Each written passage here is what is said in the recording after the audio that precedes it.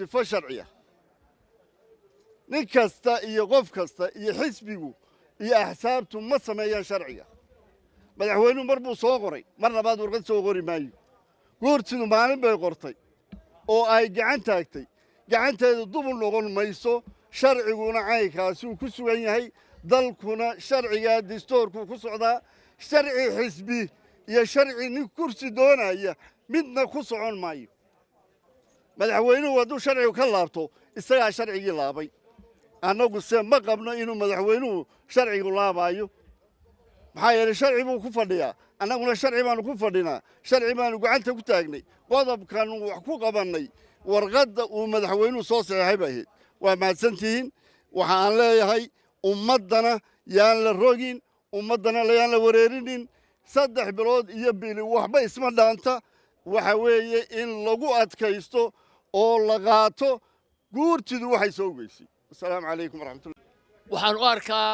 qodob dastuuri buu go'aanka guurtidu ku fadhiyaa xildhibaankii iga horeeyay imika siduu yiri ayuu ku fadhiyaa meel wadiiqad yar oo kale oo cid kale uu siinaya ma jirto haddii cid is aragta iyo cid soo shirtaa uu sharci noqonayo go'aankoodu intaanu anagana soo gaadhin ayay gaadhi lahaayeen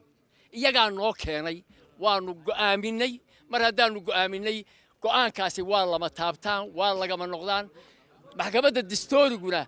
horay u gashay tan oo kale ninka aan ogeynayna maxkamadda dastuuriga la geynaya horay u gashay oo ay tiri wadiiqad kale oo looga baydho golaha guurtida markay doorashadu qabsoomi weydo meel kaloo loo leexdaa ma jirto dastuurkuna male haddaba waxa uga dhow sidaa iyaga oo yidhaahaa ama ha lagu sameeyo dastuurka oo ha laga saaro qodobadan ama ha la yidhaaho marka aan aafad dhicin doorashaduna qabsoomi weydo maxaynu ka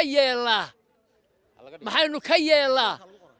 ha lagu qoro dastuurka laakiin intuu sidaa yahay meel looga leexdaa ma jirto horta go'aankan guurtidu aayad quraan ilaahay unbaa soo dejiyay aayad quraana maaha waa dastuuraynu inagu samaysanay oo aynu ku dhaqanno waa buug yaraynu samaysanay oo aynu ku dhaqanno sida caalamka wixii jabinayna de waa laga qabanaya garan maayo anigu 3 bilood ee u dhaxeeya intay xisbiyadu qabsadeen iyo guurtidu intay qabsadeen 3 xisbi waxa ku jira horta garan maayo waxaan leeyahay 3 xisbi reer galbeedka iyaga dambaa ugu jirta 3 bilood oo waxa ugu jirta in doorashada Soomaaliya iyo ta Soomaaliland mar wada dhacdo oo ay dabeedna dhaqaalahooda ku qaataan intaas horta reer galbeedka ugu jirta waxaan garan lahay ciidan Soomaaliland ee daba socota reer galbeedka waxaan ugu jira iyaguna ma la mid baayo federaal bay doonayaan waxaan leeyahay go'aankan guurtidu waa mid soo jireen oo waligiiba soo jira dastuurkana ku jira buugga yarina kitaabku waa ka ilaahay keenay waxaan idin leeyahay aynu ku dhaqanno sida dalalka caalamka سيدنا محمد هرت قصة أوديو شو يراه ويان وحويان قضب كان إندستور كا شيء جاي مدة كورنيت سدح استثناء